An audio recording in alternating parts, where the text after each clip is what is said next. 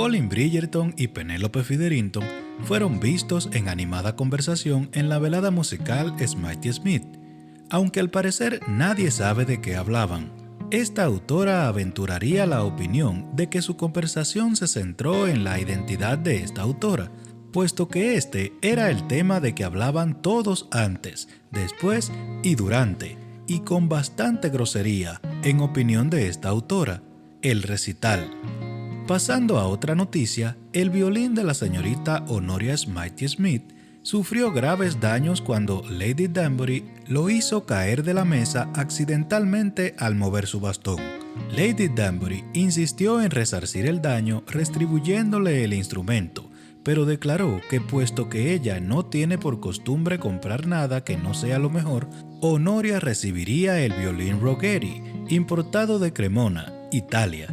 De acuerdo al entendimiento de esta autora, si uno toma en cuenta el tiempo de manufactura y de transporte en barco, además de la sin duda larga lista de espera, el violín Rogheri tardará 6 meses en llegar a nuestras costas.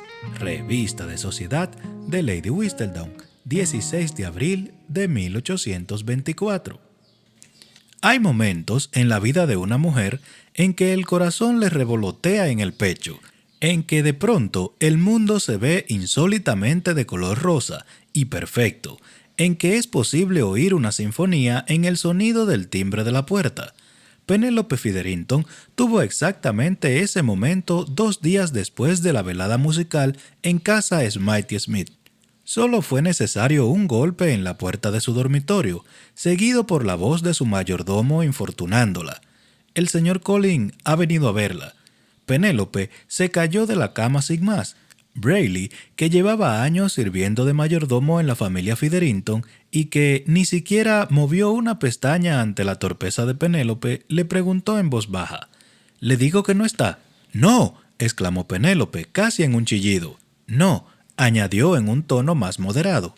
«Pero necesitaré 10 minutos para desentarme un poco». Se miró en el espejo e hizo un mal gesto al ver su descuidada apariencia. 15. Como quiera, señorita Penélope. Ordena preparar una bandeja con comida. El señor Bridgerton debe tener hambre, sin duda. Siempre tiene hambre. El mayordomo volvió a asentir. Penélope se mantuvo inmóvil, como una estatua mientras Brayley salía y desaparecía por la puerta. Después, sin poder contenerse, bailó y saltó de uno a otro pie, emitiendo una especie de chillido, uno que, estaba convencida, o al menos eso esperaba, jamás había salido de sus labios. Pero claro, le era imposible recordar la última vez que vino a visitarla un caballero, y mucho menos aquel del que llevaba perdidamente enamorada casi la mitad de su vida. «Cálmate», dijo, estirando los dedos y moviendo las palmas abiertas más o menos igual que cuando se quiere apaciguar a una pequeña multitud agitada. «Debes mantenerte tranquila». «Tranquila», repitió, como si esa fuera la palabra clave, tranquila. Pero por dentro le bailaba el corazón. Hizo unas cuantas respiraciones profundas. Fue hasta el tocador y cogió el cepillo. Solo le llevaría unos minutos arreglarse el pelo y recolocarse las horquillas. Seguro que Colin no se iba a marchar si lo hacía esperar un ratito. Él supondría que a ella le llevaría un rato arreglarse, ¿no? De todos modos, se arregló el pelo en tiempo récord, y cuando entró en la sala de estar solo habían pasado 5 minutos desde el anuncio del mayordomo. «Eso ha sido rápido», comentó Colin con una de sus sonrisas sesgadas. Estaba junto a la ventana, donde había estado contemplando Mount Street. «Sí», dijo Penélope, deseando que el calor que sentía en la piel no se tradujera en rubor. Era una costumbre establecida que una mujer siempre debe hacer esperar a un caballero, aunque no demasiado rato. De todos modos, no le veía sentido a ceñirse a esa tonta regla de comportamiento con Colin. Él jamás estaría interesado en ella del modo romántico, y además eran amigos. Amigos. Eso le resultaba un concepto extraño, pero era eso exactamente lo que eran.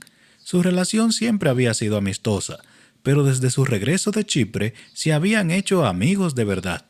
Era algo mágico, Aun cuando él nunca la amara y tenía la idea de que nunca la amaría, eso era mejor de lo que tenían antes. ¿A qué debo el placer?, preguntó, sentándose en el sofá de brocado amarillo algo desteñido. Colin se sentó frente a ella, en un sillón de respaldo alto bastante incómodo. Se inclinó, apoyándose las manos en las rodillas, y ella comprendió al instante que algo iba mal. Sencillamente esa no era la postura que adopta un caballero para una visita social normal. Además, se veía afligido, muy nervioso. «Es bastante grave», dijo él con cara lúgubre. Penélope casi se levantó. «¿Ha ocurrido algo? ¿Alguien está enfermo?» «No, no, nada de eso». Exhaló un suspiro y se pasó la mano por el pelo ya algo revuelto. «Se trata de Eloise». «¿Qué le pasa?» «No sé cómo decir esto». ¿Tienes algo de comer?» Penélope le habría retorcido el cuello. «Por el amor de Dios, Colin». «Lo siento», masculló él. «No he comido en todo el día». «Una novedad sin duda», dijo ella impaciente. «Ya le dije a Brayley que preparara una bandeja. Y ahora, ¿vas a decirme qué pasa o piensas esperar que yo haya expirado de impaciencia?» «Creo que ella es Lady Whistledown», soltó él.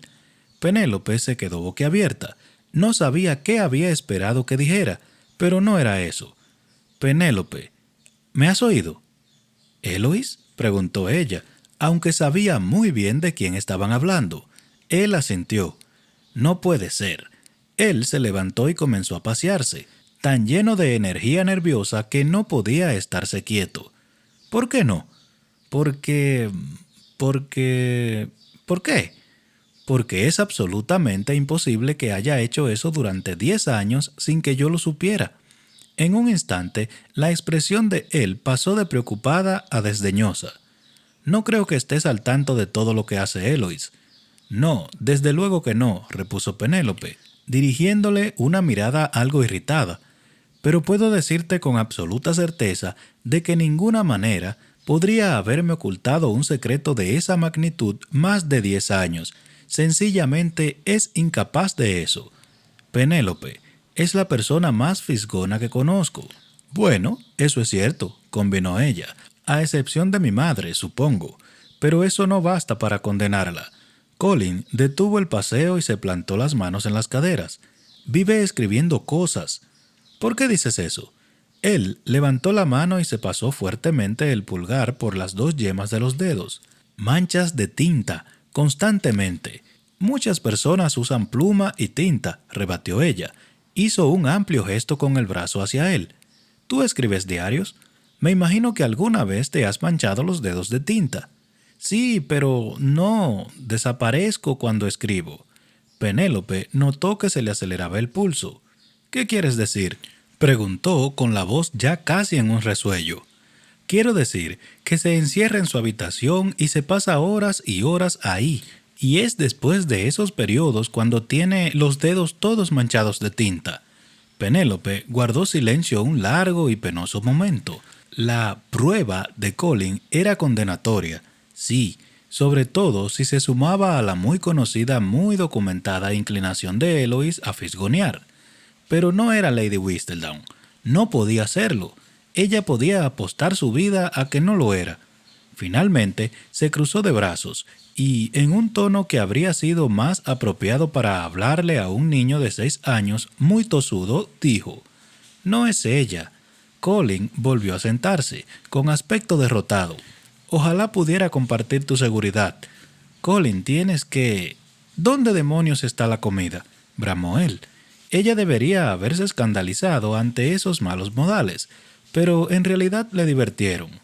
«Brayley no tardará mucho», dijo. Él se arrellanó en el sillón. «Tengo hambre». A ella se le curvaron los labios. «Sí, ya lo habías deducido».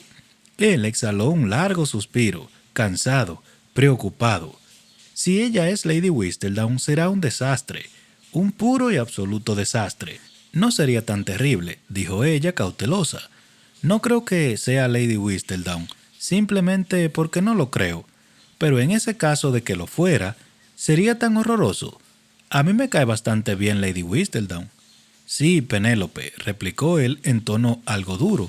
Sería muy horroroso. Estaría deshonrada. No creo que estuviera deshonrada. Creo que estaría deshonrada. ¿Tienes una idea de cuántas personas ha insultado esa mujer a lo largo de los años? No sabía que odiarías tanto a Lady Whistledown. No la odio, repuso él impaciente. ¿Qué importaría si yo la odiara? Todos los demás la odian. No creo que eso sea cierto. Todos compran su hoja. Claro que compran su hoja. Todo el mundo compra esa maldita hoja. Colin. Perdona, masculló él, pero no parecía lamentarlo. Penélope asintió, aceptando la disculpa.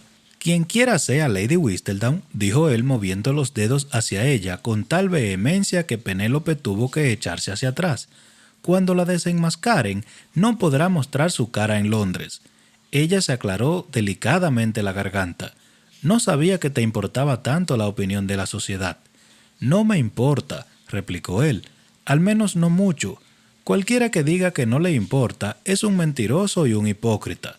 Penélope pensaba bastante igual, pero le sorprendió que él lo reconociera. A los hombres siempre le gustaba aparentar que eran totalmente autosuficientes, absolutamente indiferentes a los caprichos y opiniones de la sociedad. Colin se inclinó, sus ojos verdes ardieron de intensidad. No es por mí, Penélope, es por Eloís. Si la expulsaran de la sociedad, se sentiría aniquilada. Se enderezó. Todo su cuerpo irradió tensión, por no decir lo que eso le haría a mi madre. Penélope dejó salir una larga expiración. De veras creo que te estás angustiando por nada, dijo. Espero que tengas razón, dijo él cerrando los ojos. No sabía bien en qué momento comenzó a sospechar que su hermana podía ser Lady Whistledown, probablemente después de que Lady Danbury lanzara su famoso reto. A diferencia de la mayoría de los londinenses, a él nunca le había interesado mucho conocer la verdadera identidad de Lady Whistledown. La hoja era entretenida y la leía igual que todos, pero en su mente Lady Whistledown era simplemente Lady Whistledown, y eso era lo único que necesitaba hacer. Pero ante el desafío de Lady Danbury comenzó a pensar, y como todos los demás Bridgerton, una vez que se le metía algo en la cabeza, era absolutamente incapaz de dejarlo estar. Sin saber cómo, se le ocurrió que Eloís tenía el temperamento y la habilidad para escribir una hoja así, y luego, antes de que lograra convencerse de que eso era una locura, le vio las manchas de tintas en los dedos. Desde ese momento casi se hubiera vuelto loco, sin poder pensar en otra cosa que en la posibilidad de que Eloís tuviera una vida secreta.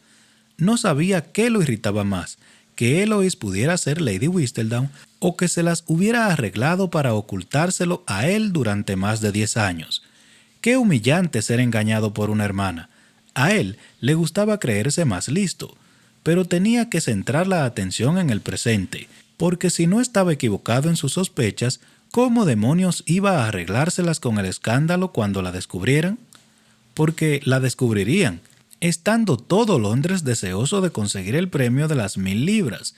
Lady Whistledown no tenía la menor posibilidad de continuar de incógnito. «Colin, Colin». Abrió los ojos, pensando cuánto rato llevaría Penélope llamándolo. «De verdad creo que deberías dejar de preocuparte por Eloís», dijo ella. «Hay cientos y cientos de personas en Londres. Lady Whistledown podría ser cualquiera de ellas. Cielos, con tu buen ojo para los detalles», movió los dedos para recordarle las manchas de tintas. «Tú podrías ser Lady Whistledown». Él la miró con expresión de superioridad.